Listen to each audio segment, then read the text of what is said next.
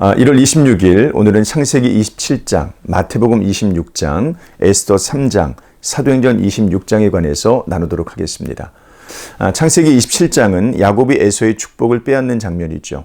태어날 때 이미 장자의 축복과 권리가 야곱에게 있다는 것을 알고 있었던 리브가가 이 사건에 적극 개입합니다. 비록 그녀의 방법이 정당하지는 않으나 그녀의 신앙과 열정은 이삭보다 나았습니다. 27장은 이삭이 눈이 어두웠다라는 구절로 시작되는데요. 어떤 학자는 이를 육체의 시력뿐만이 아니라 영혼의 시력도 포함되는 것으로 해석합니다. 이에 비해 리브가는 신앙의 눈을 가지고 있었고 그를 실천하고자 하는 열정도 있었습니다. 정당하지 못한 방법을 사용함으로 야곱의 인생이 삐뚤어지기는 했지만 그녀의 신앙은 본받을 만합니다. 에서는 장자의 명분을 우습게 여기고 이삭은 예언의 말씀을 잊어버린 상황에서 리브가의 신앙이 하나님의 말씀을 성취하는 도구가 되고 있는 것이죠. 에스더 3장에는 아각 사람 하만이 등장합니다. 그는 이스라엘의 오랜 숙적 아말렉의 후손이었습니다. 모르드게는 그에게 절하기를 거부하였는데 하만이 이를 알고 분을 품습니다. 무려 5년 동안 기회를 노린 끝에 왕의 허락을 받아서 페르시아 전역에 있는 유다 사람들을 죽일 것을 공포합니다. 치밀한 하만은 즉각적으로 말살하는 것이 아니라 12개월의 준비 기간을 둡니다. 유다 사람들을 더 잘 죽이기 위한 계획이었습니다. 이스라엘 민족에게는 최대 위기가 찾아왔습니다. 세상에서 그리스도인으로 산다는 것 마냥 쉬운 게 아니죠. 우리는 항상 눈을 크게 뜨고 정신을 똑바로 차려서 깨어 준비하는 자세로 살아가야 됩니다. 세상은 그들이 이해하지 못하는 기독교 신앙을 종종 미워합니다.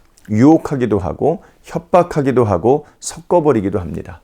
우리의 영적인 시력을 앗아가려고 합니다. 그들의 교모하고 치밀한 신앙 말살 정책에 맞서기 위해서 우리는 더욱 주님의 말씀을 알아가야 합니다. 그분께 더욱 의지해야 됩니다. 마태복음 26장은 잡히시는 예수님에 관한 이야기예요. 향유를 통해 장례를 준비하신 예수님은 베드로의 부인을 예언하시고 겟세마나에서 힘써 기도하십니다. 그리고 유다의 배반으로 대제사장 가야바의 관사로 끌려가십니다. 하나님이신 예수님께서 자신의 백성들에게 결박당하시고 신문을 당하시죠. 어떤 질문에도 대답하지 않으시던 이 예수님이 네가 하나님의 아들 그리스도인지 우리에게 말하라는 이 질문에 내가 말하였느니라 라고 답하십니다. 이를 신성모독으로 정죄한 공회는 사형을 선언합니다. 그 자리에 있던 모든 이들이 영적인 시력을 잃어버린 것입니다. 우리 신앙의 대상이신 예수님은 그렇게 세상의 미움과 위협과 수치를 고스란히 당하셨습니다. 그러므로 그분을 따르는 제자라면 당연히 그분의 길을 걸어야 할 것입니다. 사도행전 26장의 바울은 예수님처럼 법정에 서 있습니다. 유대교로부터 고발당한 바울은 스스로 신학적인 변호를 시도합니다. 바리새인 중에 바리새인이었다는 점, 그리스도인들을 누구보다 열정적으로 핍박했다는 점, 다메섹에서 예수님을 만나 변화되었다는 점, 그리고 이방인의 사도로 부르심을 받았다는 점 등을 강조합니다. 이를 통해 베스도와 아그리빠를 전도하고자 합니다. 예수님께서 그러셨던 것처럼 바울도 무죄했지만 그리스도의 복음을 전하기 위해 기꺼이 고난을 감수합니다.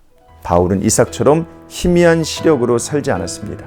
바울은 온 세상이 기독교 신앙을 미워하던 때에 오직 복음을 말했고 복음을 의지했습니다. 그는 예수님의 가르침뿐만이 아니라 그분의 삶도 즐겁게 따라갈 준비가 되어 있는 참된 제자였습니다. 우리는 어떻습니까? 우리는 진짜 참 제자 맞습니까?